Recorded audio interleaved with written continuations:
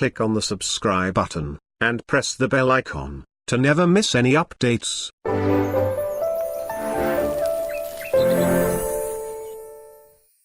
So it says that your Lord has decreed that you worship none but Him and show kindness to your parents. And if one of them gets to an old age and they're even irritating you in some way, don't even forget oath, don't roll your eyes at them.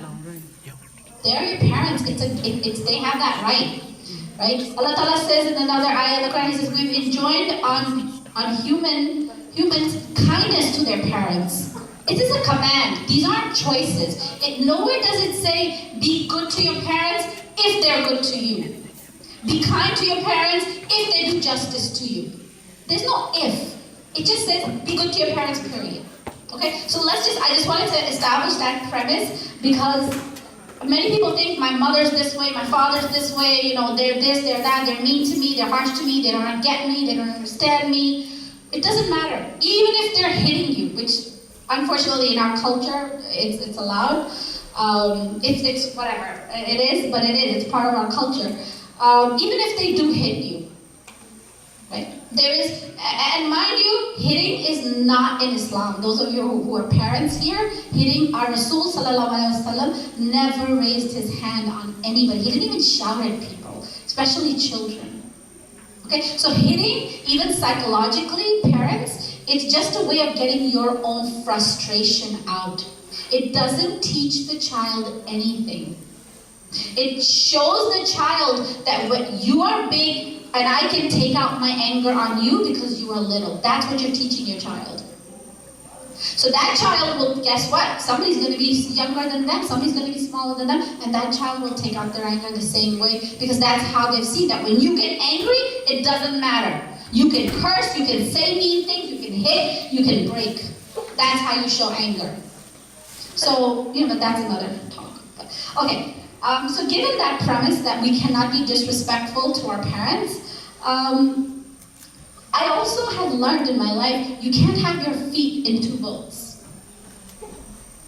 Okay? You gotta make a choice. You can't live, we're American, no doubt. Most of you are born here. I wasn't born here, but I was raised here. But most of you are born here. You are no doubt an American citizen. Your culture is no longer Bangladeshi or Indian or Pakistani or Arab. It's kind of becoming a fusion, right?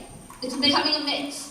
You'll have your biryanis, but then you'll have your pasta nights, right? So our growing up here is becoming a mix of and there's nothing wrong with that. As long as it's halal, there's nothing wrong with that.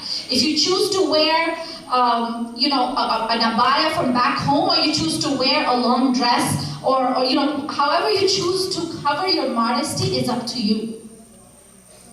Right? But do realize that it can't go both ways. You would have to make a choice. You can live here, but do you really need to grow up here, completely losing yourself in this culture? You don't. And anybody who does that, by the way, it's not just for Muslims, but anybody who does that, it's a fail system, right? So Allah subhanahu wa ta'ala actually, what is the solution for all this? What do?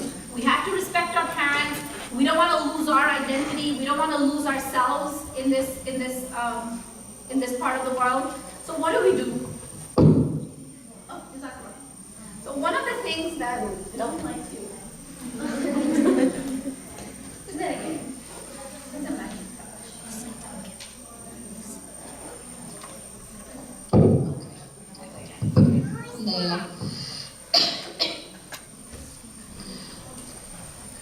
One of the things, after realizing, if you realize that, okay, parents are parents, they are who they are. Remember, they grew up in a different place and time, and we have to respect that. Their outlook might be very different from yours, and that's okay. If your mother or father doesn't speak the perfect English, it's okay. If they like to wear their traditional clothes, it's okay. Don't judge them. They're your parents. Right? But you can be who you are. You can express yourself the way you want to be, within the guidelines of Allah, of course. But that's the point. You need to know who you are. And I'll tell you, if those of you who are in middle school, 7th and 8th grade, you need to know what your likes and dislikes are. What do you enjoy? What kind of person do you want to be? You want to be a gangster? Then live the life. But you know what? If you're striving to just be a nice person, to just live life, to enjoy life, right, then you need to bring out those qualities in you. I say, Mama, you may not like biryani, but that's not part of Islam. You don't have to like it. You don't have to wear the back home clothes. You don't like to wear saris? Don't wear saris. That's not Islam. Okay? Remember, this is part of the culture. This is part of where all of us, our parents come from, and that's fine. That if you want to do it, that's fine too. So, what is the type of character that you want to bring into yourself? Okay? And how do you know what's right, what's wrong? Because what's right for me may not be right for you. At work, where I work, they have a dress code. So they tell the women that you can wear skirts, but your skirts have to be, they say, like 2 fingertips, not less than 2 fingertips above your knees. So it can't be like a mini skirt for work. But I used to wonder, who decided this? Maybe somebody who likes to wear short skirts is okay for them, but maybe who likes to wear long skirts, that's okay for them. Who decides all this? So if we all keep making up our own rules of what's right in life, what's not right in life, we're all going to go different ways. Guess what, sisters? You don't have to figure it out.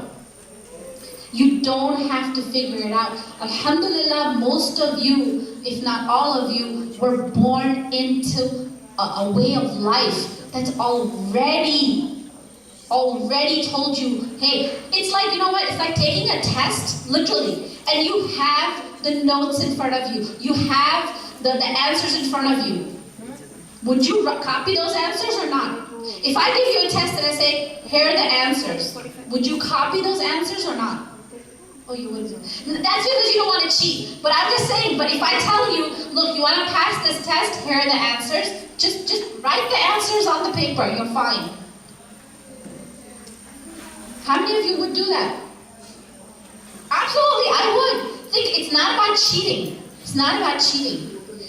It's like an open book test, right? Where you have the answers. Would you say, oh, no, I will not look at the answers because I want to be just coming up with everything myself? I will write, I will figure this out. I will expend, you would not.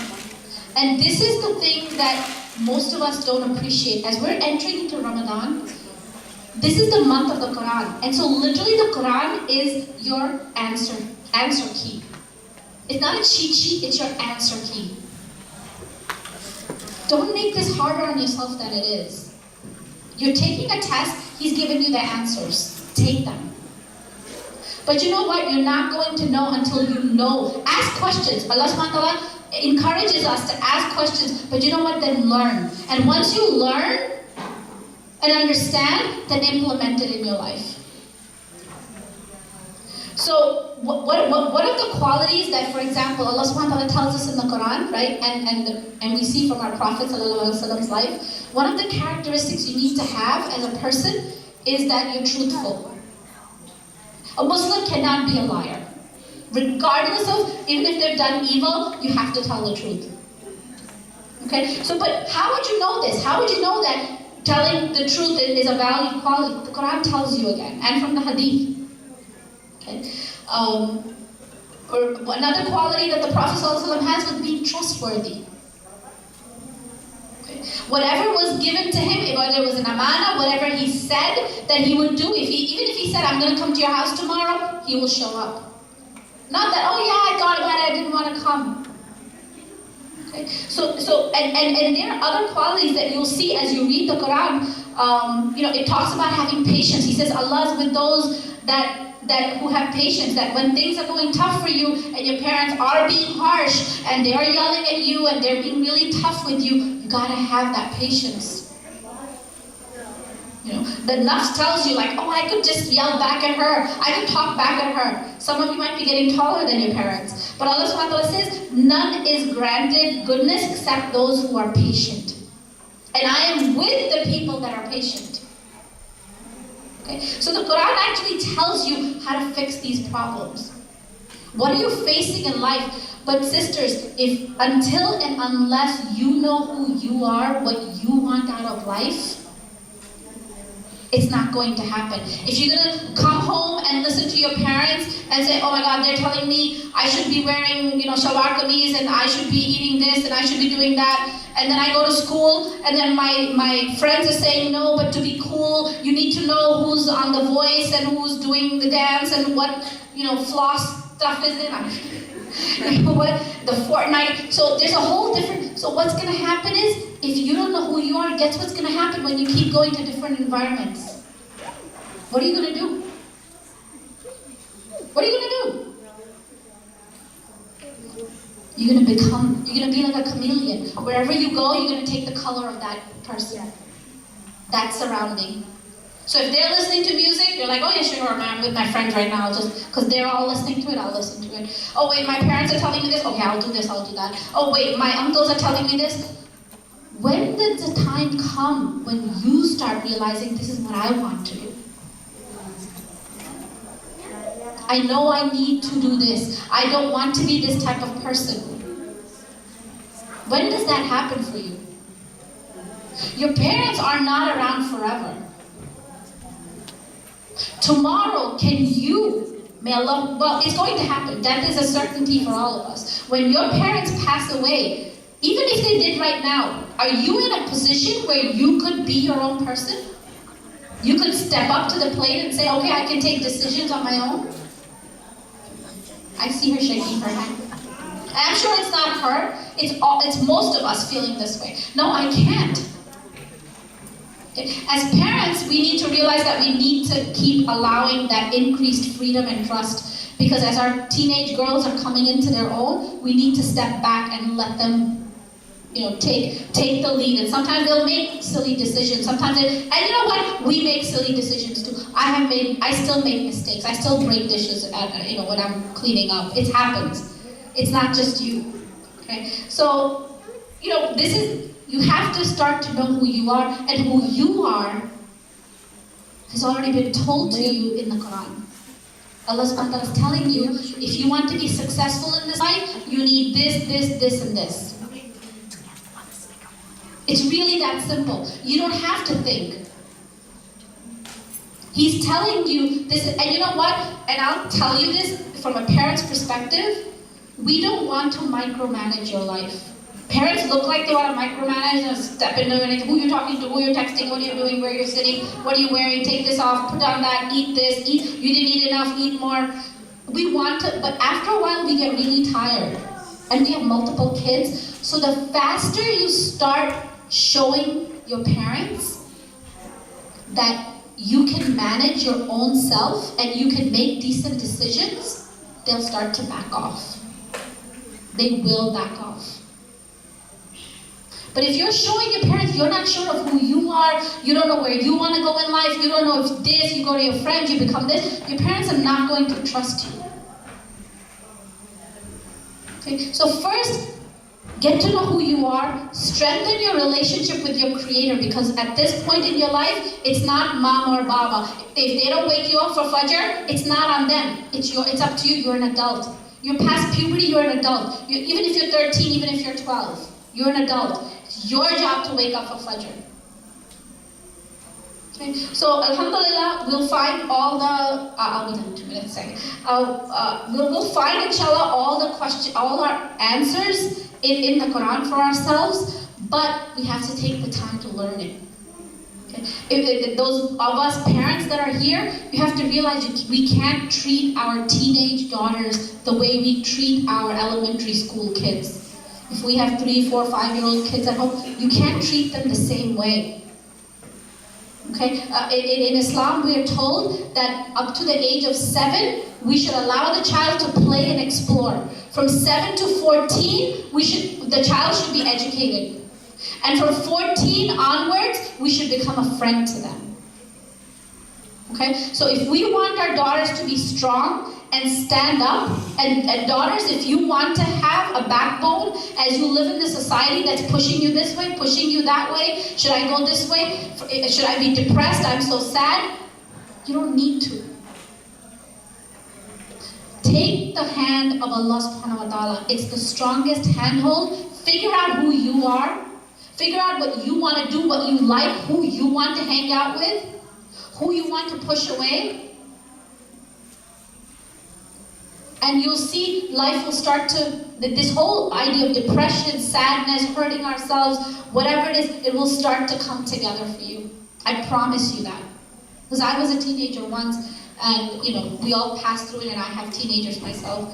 So, because of lack of time, I have a lot to always say, but if you have any questions, we could take them maybe later if we have time, inshallah. I make sincere dua for you. This is the month that's starting, inshallah, tomorrow maybe, or we'll see. But this is the time when Allah subhanahu wa ta'ala has chained up the devils. He's opened up the doors of Jannah. It was a month that the Quran was revealed to us. This is the time, get to know it's a time to detoxify, really. Get to know who you need to be, who you want to be by connecting yourself with the Quran. Figure out what qualities, he tells you in there, you want to be successful, these are the qualities you need. He even tells you, when you're talking to women, how you should talk, what you should say behind their back, you don't need to think about all of this. Okay? Hold on to that strong, and I hope Allah Ta'ala connects our hearts and opens our hearts to the Quran and puts barakah in our lives, inshallah, in this month especially. ITV, Call of Peace, Save Humanity.